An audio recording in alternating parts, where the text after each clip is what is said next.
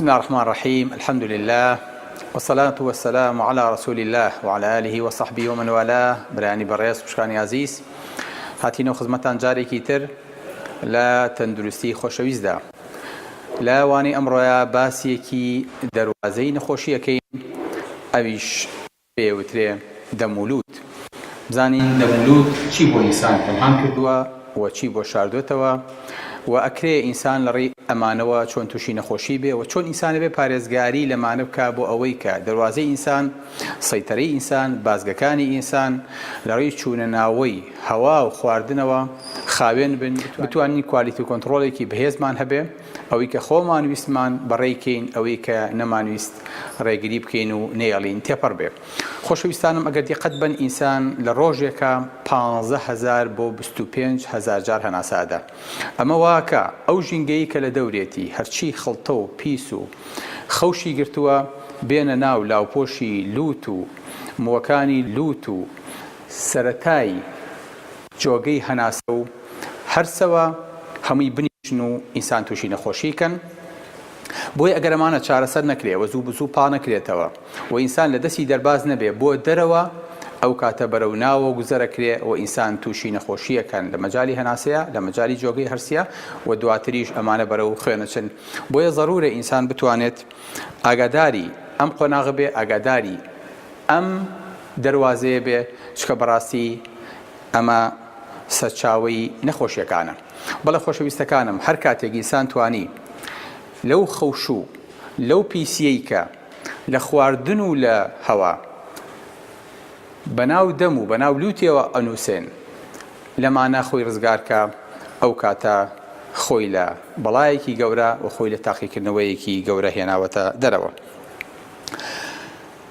هەموو ئەوانەی کە لە ئینسانە هەن، ئەمانە بە تایبەتی بۆیە ئەبینی زۆرترین نەخۆشی کە تووشی ئینسانە بن چییە؟ هەڵامەتە. هەڵامەت هەموو ساڵێت چەند جارێ ئینسان تووشێ بێ بۆ ئەوەی کە بە مەناعەی لاشەمان بڵێ من هەم ئاگاد لە خۆت بێ، نەخەویت خڕۆکە سپێکان، چونکە نەخۆشی بەڕێوەیە. هەموو ساڵێ چەند جارێک ئەنفلۆنزا و هەڵامەت تەنشیت و چالاکی مەناعی ئێماکاتەوە بۆی کە پێڵێ ئاگادار بە مەخەوە، چکە تۆ دوژمنە زۆرە، خاوەنەکەت ئەم لاشەیە، ئەم تەنە دروست نییە، ئەگە فریایی نەکەویت تەندروست نابێ.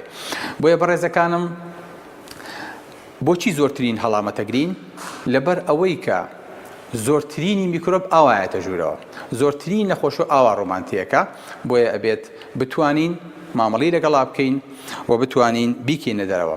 بۆیە بینی کە کەسێک تەقدیمی تەعیناتەکە، هەتا ئەگەر لە مەطعەمێکا بێ، هەتا ئەگەر لە گازینۆیەکا بێ، هەتا ئەگەر وەکو تەبیب بێ و لە خستخانەیە یاخود لە مختبەرێکا ئیشکا سامپڵی لێ وەرەگرن، لە چۆی وەرەگرن، لە ناو دەمی وەرەگرن، لە ناو لوتی وەرەگرن، بۆ چونکە ئەمە تووشی نەخۆشیەک دەکا کە پێوتێن نۆزۆکۆمیەڵ ئینفێکشن، پێوتێن نەخۆشیەک کە دکتۆرەکە ئەتوانێت لە ڕێی دەستێەوە، لە ڕێی پێستێەوە، لە ڕێی لوتیەوە، لە ڕێی شوێنەکانی درێەوە بۆ نەخۆشی بگوازێتەوە. بۆ ئەوەی کە تەئکید بین ئەم دکتۆرە هەڵگەری ئەم جۆرە نەخۆشیانە نییە، ئەبێ لەم شوێنانە کەڵچەر وەرگیرێ بۆ ئەوەی کە دڵنیابین ئینسانەکە نەخۆش نییە. بۆیە پێغەمبەری خوا صلی الله علیه و سلم فێرمانەکات لە کاتێکا لە خەو هەڵەسینە فەرمێ ئیذا استيقظ أحدكم من منامه فليستنثر 3 مرات. هەر کەسێکتان لە خەو هەستا با 3 جار فنکە، با 3 جار ئاو لە لوتی وەرباو و دواتریش ئاوەکە بێنێتەوە، بۆ چونکە ئەمە نەخۆشی و مەشاکلەکانی لە کۆڵەکەنەوە. بەحسێک کراوە لە کۆلیجی پزیشکیە ئەو قوتابیانەی کە دەستنوێژەگرن و ئاو هەڵەمژن لە لوتیانەوە و لە کاتی دەستنوێژە ئەیدەنەوە و لوتیان پاکەنەوە، ئەمانە کەڵچەریان لێوەرگیراوە، سامپڵیان لێوەرگیراوە لە لوتیان، بۆیان دەرکەوتووە سوبحان الله ئەوانەی کە دەستنوێژەگرن بەم شێوە سەحیحە هەڵگری میکرۆبەکانن بە ڕێژەی نیوەی ئەوانەی کە دەستنوێژ ناگرن. واتە بەس بەم شێوەیە، بەس بەم پرۆسیجەرە تۆ لە دەست نیوەی نەخۆشی میکرۆبەکانی ناو دەم و لوت نەجات دەبێ. بۆیە ئەبینیت دکتۆرێک کە نەخۆشەکەی عەمەلیاتەکە پێی ئەڵێ بە ئاو لە لوتی وەربا. چۆن ئاو لە لوتی وەربا؟ ئاوەکە هەڵمژێ بۆ هەتاوەکو ئاوەکە بچێتە ناو هەموو بۆشایەکانی لوتەوە، هەتاوەکو ئەچێتە بەردەم دەمیلە و کرانەوەکانی جیوبی ئەنفی کە پێوتێ گیرفانەکانی لوت. ئەمانە زۆربەی کات لە ئینسانە تووشی ئیلتیهابە بن، بە تایبەتی لە کاتی هەڵامەتە دکتۆرەکە پێڵێ ئەمانە هەڵمژە ئەم ئاوە هەڵمژە بۆ ئەوەی کە بەردەوام زمانی ئەمە بکەین کە جیوبەکانت کراونەتەوە و بە پاکژی ماونەتەوە و یارمەتی هەناسە و یارمەتی بەرگری ئینسانەکە هاتن.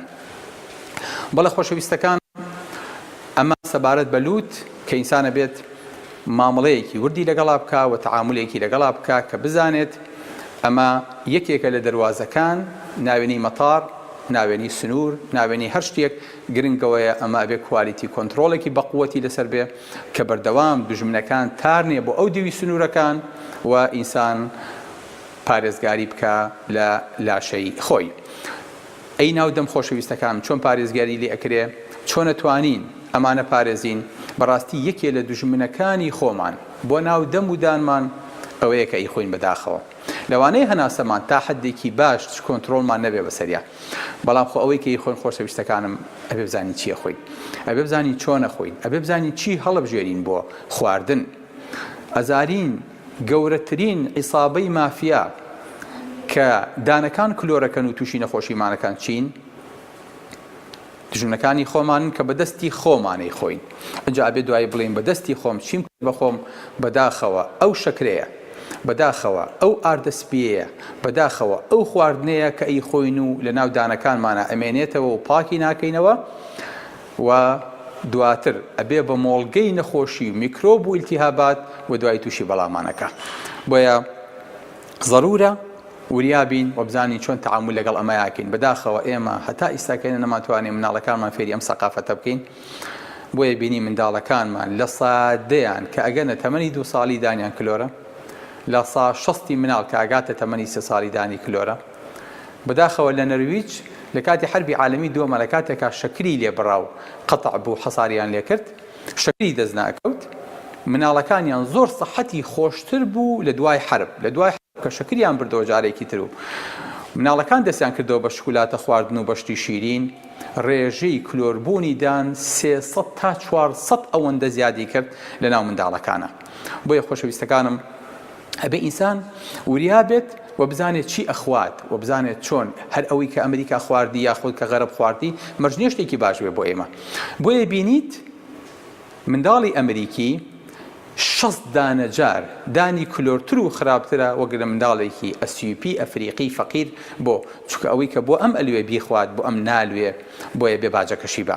مەفروضە ئێمە بتوانین دەمودانمان بە شێوەیەک ڕاگرین کە پێغەمبەری خوا صلی الله علیه و سلم ئومەتەکەم ئەوانەی کە ناودەمیان، ئەوانەی کە بینی ددانەکانیان پاکەنەوە شتێکی باشەکەن، بۆ چکە نابێ خواردن لە بینی دانەکانە بمێنێتەوە و نابێ لە ناو دەما بمێنێتەوە و دواتر ئەم خواردنە بۆ گەنەکە کە بۆ گەنێکی میکرۆ بەسەری نیشێ کە میکرۆ بەسەری نیشت ئەنجا ئەیاتە دان و پووک و دەوروبەری ئەو کاتە چارەسەر لە دەست ئێمە دەرەچێ، ئەکەوێتە دەست دکتۆر و دەست دەرمان و دەست عیلاج و دەست دان هەڵکێشان و دەست نەخۆشەکانی تر.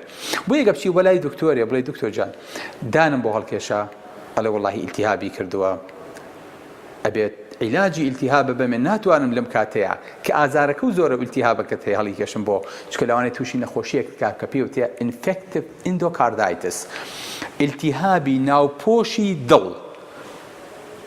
دکتۆر جان من دڵم عەیبی نییە، مشکلە و چییە؟ تۆ دانی خۆڵ نا، لێرەوە کە میکرۆبەکە چووە ناوە هەتا ناوپۆشی دڵ ناوەستێ، هەتا لای پاشا و لای مەلیک ناوەستێ کە دڵە. سوبحان الله، هەتا ئەو حەدە ئەم مۆزوعە خەتەرە.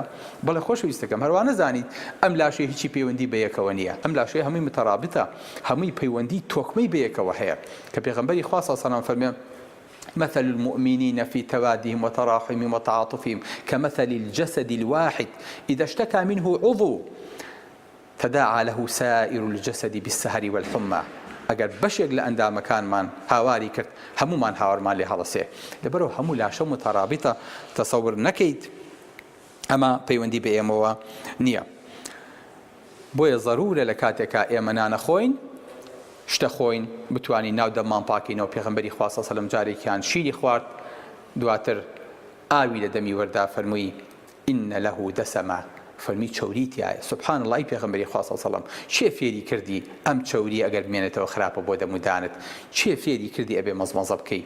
بەڕاستی ئەمە تەنها لە گەورەی و لە عەزەمەتی خوای گەورە ئەوە شێتەوە کە 1400 ساڵ لەمەوە پێش ئێمەی فێری ئەمە کردبێ بۆیە فێری کردوین سیواکەین سیواک بە چی بکەین سیواک بەو دارە بکەین کە پێی و تێداری ئاراک یەکێ لە دارەکانە لە بینی 180 دارە خۆشەویستەکان ئێمە وا تێ نەگەین هەر ئەم دارە داری سیواکە یاخود تەنها ئەمە سیواکی پێکرێ بە هەر دارێکی تر بە هەر فڵچەیەکی تر بە هەر مەعجونێکی تر بتوانین دەمودانمان پاکەینەوە ئەکرێ بەڵام باشترینیان ئەوەیە کە پێغەمبەری خوا سەڵام ئاماژەی پێکردووە یاخود بەکاری هێنا ئەویش داری ئاراکەژنا زۆر داری ترمان هەیە توانی هەتاوەکو داری زەیتون و دارەکانی تر بەکاری بێنین و دانەکانمانی پەپاکەینەوە بەڵام پێم سەیرە لەو کاتەیە ئینسانێک بیری لەوە کرد بێتەوە کە دانەکانی بەو شێوەیە پاکاتەوە بە تایبەتی لە کاتی هەستان لە خەوە بە تایبەتی کاتی دەستنوێژە لە کاتی نوێژە لە کاتی قورئان خوێندنە لە کاتی چوونە ماڵەوەیە لە کاتی بێدەنگی زۆرە لە کاتێک ویستی بێتی پێغەمبەری خوا سەڵام ڕابکشێ لە کاتێکا بۆنی دەمی گۆڕابێ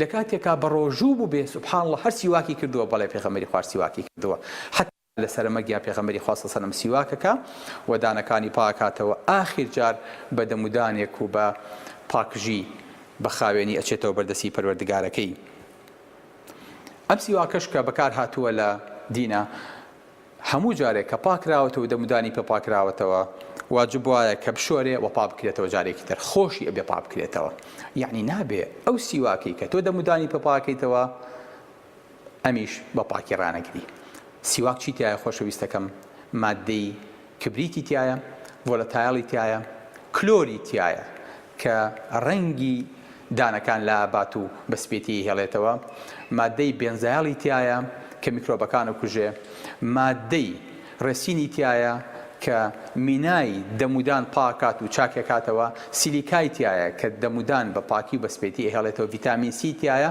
ترایمیثایل ئەمینی تایە کە برینەکانی ناودەم و پووک چاکەکاتەوە جارێکی تر ئەلکەلۆیدی تایە مادەی دژە بەکتریا و دژە ڤایرۆس و دژە فطریاتی تایە سبحان الله ئەم هەموو شتە بەڵێ بەس لەناو سیواکە ئابینیت بەڵێ خۆشەویستەکانم بەحسێکی زۆر هەیە لەسەر ئەمە کە سیواک چۆن دەمودان لە کلۆری و لە ئیلتیهاب و لە پیسی و لە ڕنگۆڕین و لە کەڵەکەبوونی کلس و نەخۆشەکان ئەپارێزێ بۆیە بینی ئەمڕۆ سیواک لە سویسرا لە بریتانیا لە سعودیە لە پاکستان ئەبینیت هەر هەمووی چی لێکراوە مەعجونی لێ دروستکراوە نەخێر ماوثوۆشی لە دروستکراوە کە خێرغەری پێکرێت و دەمودانی پێپاکرێتەوە بەڵێ ئایزەکانم بۆیە ئەبینیت منظەمەی سەحەی عالەمی WHO نەسیحەتی خەڵکەکان لەو شوێنانەی کە فڵچیان دەستناکەوێ یاخود لەو شوێنانەی کە سیواکەیە سیواک بەکاربێنن لەبەر چاکی لەبەر باشی لەبەر گرنگی مادەکە بۆیە ئەنگلیزیش پێڵێ توث برەشتری فڵچەی دەمودان یاخود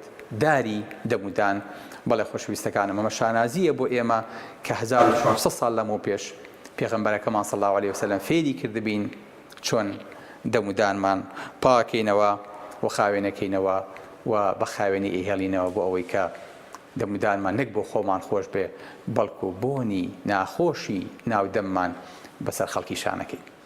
سلام علیکم وەرەحمەتوڵڵاهی وبەرەکاتوه.